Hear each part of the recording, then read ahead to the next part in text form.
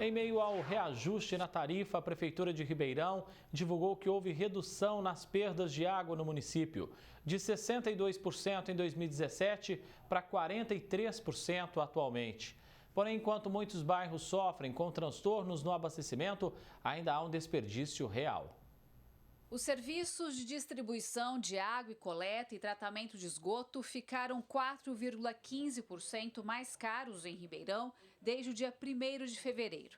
A tarifa mínima para residências, para um consumo de até 10 metros cúbicos por mês, passou dos atuais R$ 27,93 para R$ 29,09, um acréscimo de R$ 1,16.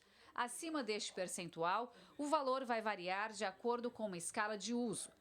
Já a mínima comercial subiu para R$ 77,70, também para consumo de até 10 metros cúbicos. E a tarifa industrial saltou para R$ 97,11. Em relação à cobrança residencial social, com desconto de 30% para as famílias de baixa renda, passou de R$ 13,96 para R$ 14,53, 57 centavos a mais e alta de 4,08%. O professor de Políticas Ambientais da USP analisa os reajustes. É um aumento sem sentido, porque existe um serviço prestado, custos de bombeamento, portanto você tem aí energia elétrica, você tem pagamento de pessoas, etc. Tem uma composição, manutenção, operação e manutenção do sistema. Você tem custos associados que são... A inflação é apenas uma referência. Quando adota assim, vou aumentar a inflação, é muito pouco, pode ser muito e pode ser pouco em relação aos custos efetivos desse serviço prestado. Portanto, para mim, transparece claramente uma incapacidade do SAEP, primeiro, em tabular os seus custos, segundo, em transmitir esses seus custos ao usuário. Eu tenho a impressão que se fossem os custos maiores que isso, ele aumentaria mais. Portanto, há uma sensação de que aumentou mais do que deveria. Ou seja, essa caixa preta não aberta dá a nós a possibilidade, nos dá a possibilidade de pensarmos coisas diferentes da realidade. O que é muito chato.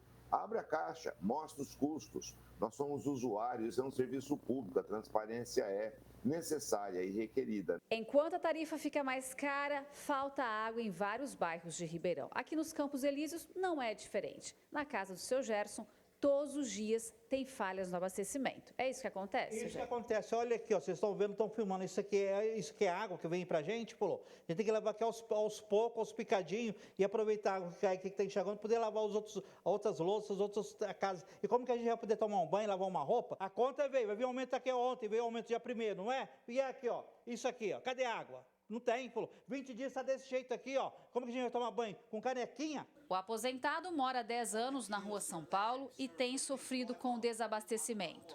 Para lavar as roupas fica ainda mais difícil. Ele, que paga a tarifa certinho, está revoltado por não receber o serviço completo. Que o problema de Ribeirão Preto é o quê? Que eles tiram a pressão da água e não tem força para poder subir nas casas de ninguém.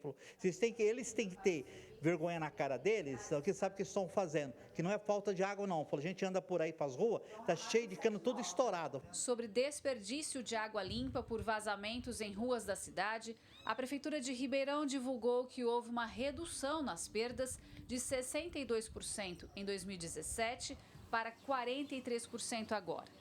Mesmo assim, o município ainda tem um prejuízo de quase 50%. Vaza água, falta água, não há um controle, a distribuição é mal feita, houve um esforço de construção de alguns reservatórios, o que é excelente, porém insuficiente. Muitos postos ainda bombeiam direto na rede. E sem falar na questão do esgoto. Quer dizer, você não passa em nenhum corpo d'água de Ribeirão Preto, nenhum córrego, nenhum ribeirão, que não cheire esgoto. Portanto, essa máxima de que todo esgoto é tratado não é verdade. Portanto, o SAERP precisa, sim, de uma renovação e de um preparo melhor para a transparência e as pessoas, então, poderem se sentir parte. Outro tema polêmico gira em torno do projeto de captação de água do Rio Pardo. Hoje, o abastecimento vem do Aquífero Guarani. A proposta da Prefeitura é garantir a segurança hídrica do município, mas a medida é vista com preocupação. Se nós formos fazer as contas direitinho, e eu fiz, não é necessário captar água do Rio Pardo, não é necessário, desde que eu tenha um adensamento populacional próprio e adequado para que essa água abasteça. O problema é a ganância e quer ganhar mais dinheiro, mais dinheiro, mais dinheiro e coloca os custos para a sociedade pagar, socializando os custos e privatizando os lucros, né? Portanto, esse projeto do Rio Pardo não é necessário para Ribeirão Preto, desde que não se queira ganhar mais dinheiro do que aquilo que tenha disponibilidade. Enfim, essa é a minha visão. Gislene Lopes para o Jornal da Clube. A Saerp não se manifestou até o fechamento desta edição. Vamos repercutir todos esses dados que nós apresentamos, todo o problema que nós mostramos também aí nessa reportagem. Dr. Jaime Bulos, advogado, já conosco aqui no nosso núcleo de jornalismo. Doutor, apesar da redução nas perdas de água, Ribeirão ainda tem um número preocupante de desperdício, ou seja, de fato traz uma preocupação para a administração municipal, né? Uma ótima tarde ao senhor. André, boa tarde. Muito obrigado mais uma vez pelo convite. A gente não pode deixar de perceber que mesmo havendo uma redução nesse desperdício, Ribeirão Preto ainda desperdiça quase 50% de água potável.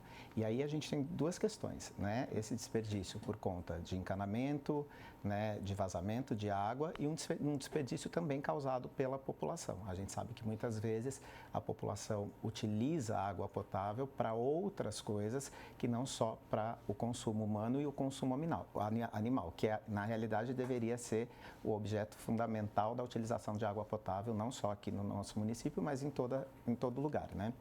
E a gente pode dizer que é até uma situação inadmissível, né? O município que é abastecido pelo Aquífero Guarani ainda perder 50% do seu abastecimento aí na rede de água. Então, essa também é uma outra questão que a gente tem que pontuar. Ribeirão Preto é a única cidade 100% abastecida pelo Aquífero Guarani. Em 2012, um estudo da Universidade de São Paulo e também dados do antigo DAERP, hoje SAERP, demonstram que o aquífero, né, tem diminuído ano a ano.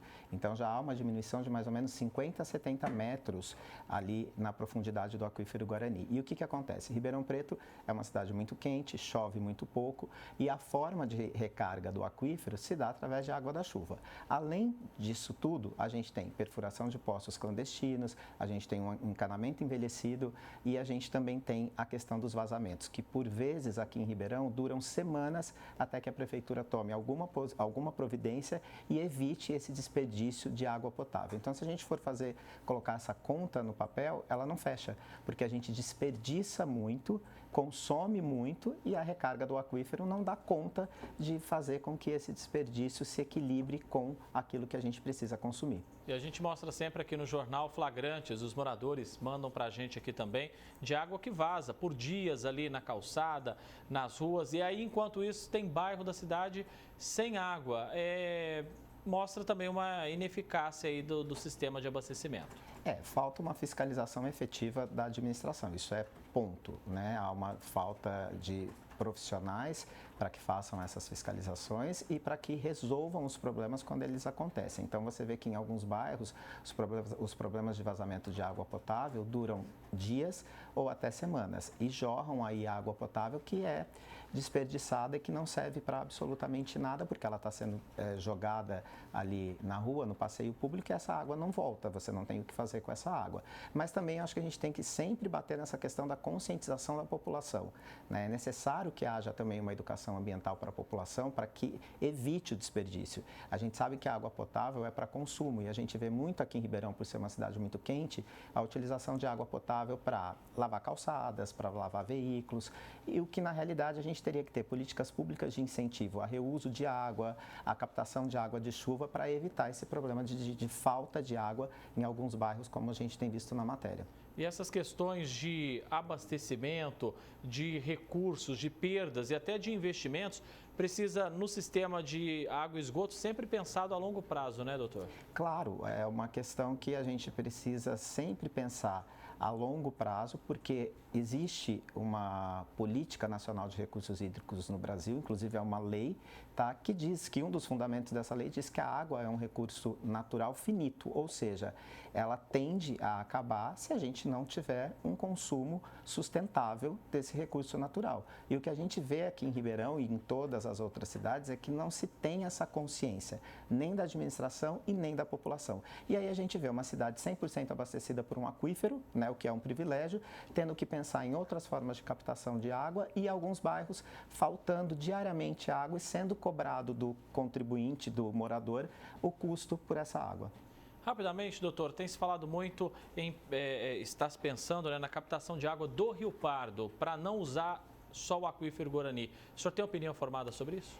Então, na realidade, essa utilização de água do Rio Pardo não é só para não utilizar a água do aquífero Guarani, é que a captação de água do Rio Pardo seria para você conseguir abastecer uma parte da população, porque o aquífero Guarani, teoricamente, já não conseguiria prover toda a captação de água para a cidade.